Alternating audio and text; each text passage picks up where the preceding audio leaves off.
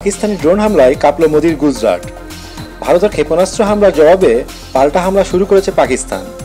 ইসলামাবাদ বলেছে, অপারেশন সিঁদুরের যথাযথ প্রক্রিয়া হিসেবে বুনিয়ান উন মারসুস নামে এই অপারেশন শুরু করা হয়েছে। এর অংশ হিসেবে ভারতের বিভিন্ন এলাকায় ড্রোন পাঠিয়েছে পাকিস্তান। ভারতের গণমাধ্যম টাইমস অফ ইন্ডিয়া জানিয়েছে, ভারতের 26টি স্থানে নতুন করে ড্রোন হামলা চালিয়েছে পাকিস্তান। ভারত শাসিত জম্মু ও কাশ্মীর থেকে শুরু করে নরেন্দ্র মোদীর গুজরাটেও এসব ড্রোন হামলা হয়েছে।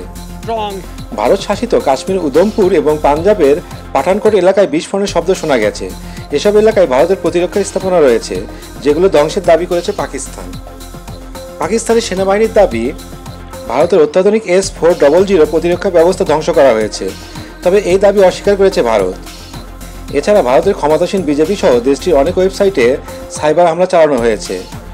মহারাষ্ট্রের বিদ্যুৎ ট্রান্সমিশন কোম্পানি লিমিটেড ওয়েবসাইটে সাইবার হামলা চালিয়েছে পাকিস্তানি হ্যাকাররা।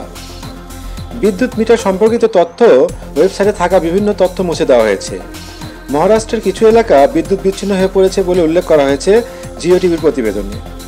জিও টিভি জানিয়েছে, পাকিস্তানের হামলায় ভারতের বাথিন্ডা বিমান ঘাঁটি ধ্বংস হয়ে গেছে। আরেক খবরে বলা হয়, মাধ্যমের বরাত দিয়ে জিও টিভি আরও জানিয়েছে, ভারতের শীর্ষা বিমান ঘাঁটি ধ্বংস করে দিয়েছে পাকিস্তান।